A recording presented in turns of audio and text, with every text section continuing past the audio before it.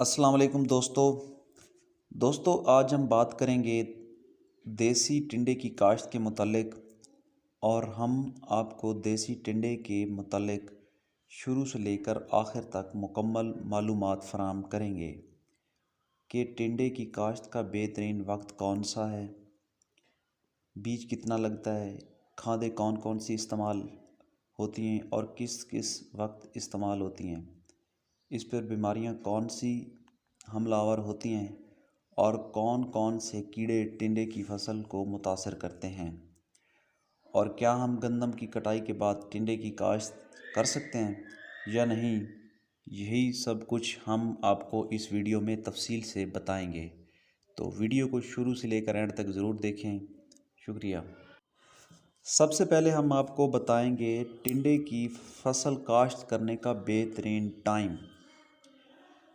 देसी टिंडे की काश्त का बेहतरीन टाइम 15 फरवरी से लेकर 15 अगस्त है, यानी आप टिंडे को पूरी गर्मियों में काश्त कर सकते हैं, जबकि सिंध में टिंडे को 15 फरवरी से पहले भी काश्त किया जा सकता है। देसी टिंडे को काश्त करने का तरीका। देसी टिंडे को अमूमन दो तरीक़ों से काश्त किया जाता है, बज़रिया छटा और बज़रिया बेड्स, यानी कि बेड्स पर इसका बीज लगाया जाता है। नंबर एक जो छटा किया जाता है वो पाकिस्तान के रेतले इलाके, जहाँ पर बहुत ज़्यादा रेतले इलाके हैं, यानी कि सहराई इलाकों में जहाँ भी इसको काश्त किया जाता है वहाँ पर अमूमन छटा किया जाता है, क्योंकि वहाँ पर इसको फंगस लगने का ज़्यादा चांस नहीं होता, इसलिए छटा करके भी काश्त किया जाता है।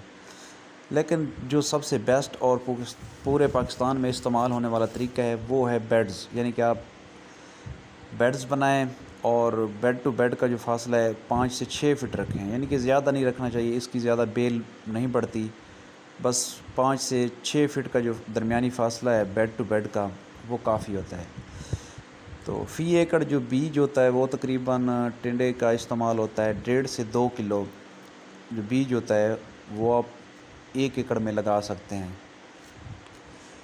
बीज लगाने के बाद आपने ज़मीन को खुश्क नहीं होने देना चाहिए और हर दूसरे तीसरे दिन पानी ज़रूर देना चाहिए, ताकि टिंडे की उगाव जो है वो बेहतरीन और अच्छे तरीके से हो जाए। जिस टाइम टिंडे का पौधा 6 से 8 इंच का हो जाए, यानी कि वो बेल की शक्ल इख्तियार कर ले, तो टिंडे के पौधे के साथ ज़रूर मिट्टी चढ़ानी चाहिए। मिट्टी चढ़ाने का ये फ़ायदा है कि देसी टिंडा मिट्टी चढ़ाने के बाद बहुत ज़्यादा ग्रो करता है और बहुत ही ज़्यादा जो बेल है उसकी फैलना शुरू हो जाती है। देसी टिंडे की खादों का प्लान। रकबे की तैयारी के वक्त अगर आप रूढ़ी इस्तेमाल कर सकते हैं तो ज़रूर इस्तेमाल करें, ये टिंडे की फसल के लिए बहुत ही फ़ायदेमंद चीज़ है। अगर आप इस्तेमाल नहीं कर सकते तो उसके बाद आप जब टिंडे की काश्त करने लगें तो सबसे पहले आप 1 बोरी DAP इस्तेमाल ज़रूर करें। उसके बाद जो है टिंडे जब 4 से 5 पत्तों पर आ जाए तो आपने यूरिया का इस्तेमाल शुरू करना है, और वो इस तरह है कि आपने 20 किलो जो है यूरिया वो फ्लड करना है हर एक पानी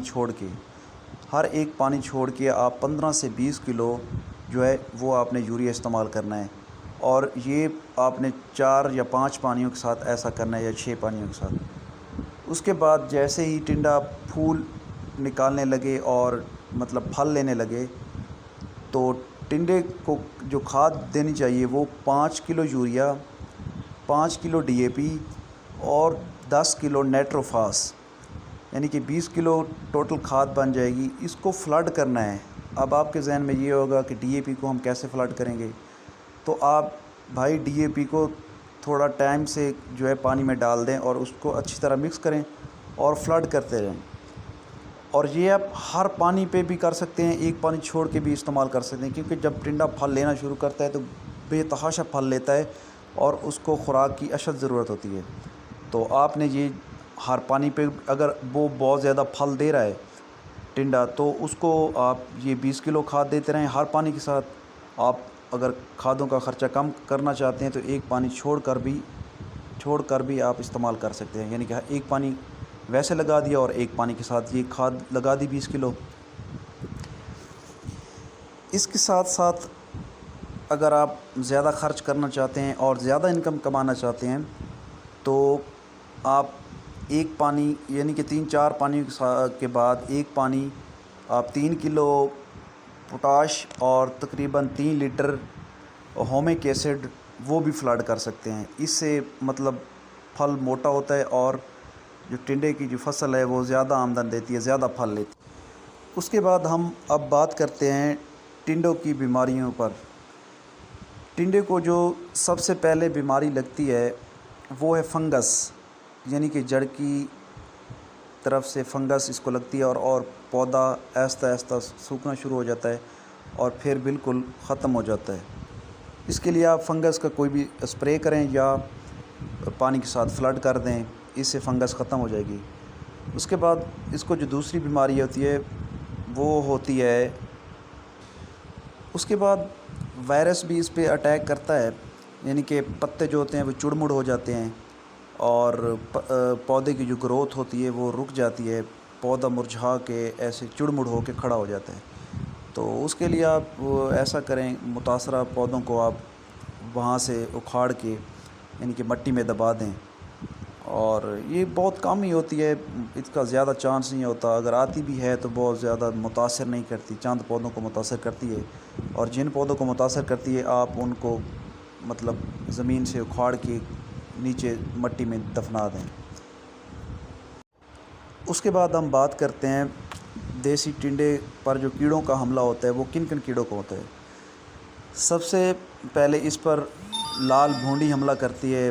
लाल भूंडी हमेशा जो दूसरी फसलों पे हमला करती है, जैसे कद्दू, तरबूज, खरबूज पर जो हमला करती है वो लाल भूंडी देसी टिंडे पे भी हमलावर होती है।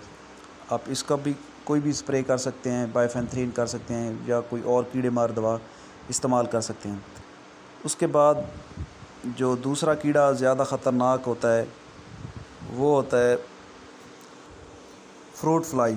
फ्रूट फ्लाई भी देसी टिंडे को बहुत ज़्यादा मुतासर करती है, बेल को डंक मारती है, बेल ख़राब हो जाती है, फ्रूट को डंक मारती है, फ्रूट ख़राब हो जाता है। तो इसके लिए भी हमें वक्तन फ़वक्तन फ्रूट फ्लाई वाला भी स्प्रे करना चाहिए। इसके बाद अगर हमने देसी टिंडे को फरवरी में काश्त किया है या मार्च के शुरू में काश्त किया है तो मार्च के दरमियान में यानी कि 15 मार्च तक या 10 मार्च के दरमियान इस पे तेले का बहुत शदीद हमला हो जाता है कभी कभार, क्योंकि आसपास गंदम की फसलें या दूसरी फसलें होती हैं उस पे जो तेला मौजूद होता है वो इस फसल पे भी आ जाता है और देसी टिंडे को बहुत ज़्यादा मुतासर करता है। इसके लिए भी अगर कोई एक आध बारिश हो जाए तो तेला धुल जाता है, वरना आप इस पे एक आध स्प्रे कर दें तो इससे भी छुटकारा मिल जाता है। अब मैं आपको देसी टिंडे की काश्त के मतलब कुछ अहम चीज़ें बताना चाहता हूँ। तो ये चीज़ें आपने गौर से सुननी है। सबसे पहले तो आप लोगों ने जब देसी टिंडे की बेल के साथ मट्टी चढ़ानी है तो उस मट्टी में कभी भी कोई खाद मिक्स नहीं करनी। अक्सर लोग जो होते हैं जब मट्टी चढ़ाते हैं तो उसमें दानेदार जिंक या कुछ और मिक्स कर देते हैं और वो जो है पौधे के साथ चढ़ा देते हैं, तो पौधा जो है वो 4 से 5 दिन के अंदर मर जाता है, क्योंकि वो खाद जाके पौधे के तनों को मुतासर करती है और फिर आहिस्ता आहिस्ता वहाँ फंगस लगती है और फिर पौधा बिल्कुल ख़त्म हो जाता है। उसके बाद देसी टिंडे की फसल को आपने जब भी पानी देना है तो आपने पानी शाम के वक्त देना है। आपने कभी भी इस फसल को सुबह के वक्त या दोपहर के वक्त पानी बिल्कुल भी नहीं देना और सिर्फ़ शाम को पानी देना है। इससे आपका पौधा हरा भरा और अच्छा रहेगा। अगर आप दोपहर को या सुबह को पानी देंगे तो जब गर्मी बढ़ेगी तो आपका पौधा सूख भी सकता है। उसके बाद जो आपने जब देसी टिंडे का बीज लगाना है तो बीज से बीज का फासला जो है वो 6 इंच का रखना है। 6 इंच से ज़्यादा जो है वो आपका फासला नहीं होना चाहिए, यानी कि बीज से बीज का फासला ज़्यादा से ज़्यादा 6 इंच होना चाहिए। उम्मीद करता हूँ आपको मेरी ये वीडियो पसंद आई होगी। अगर वीडियो पसंद आई तो लाइक और शेयर ज़रूर करें और मेरे चैनल को ज़रूर सब्सक्राइब करें। शुक्रिया।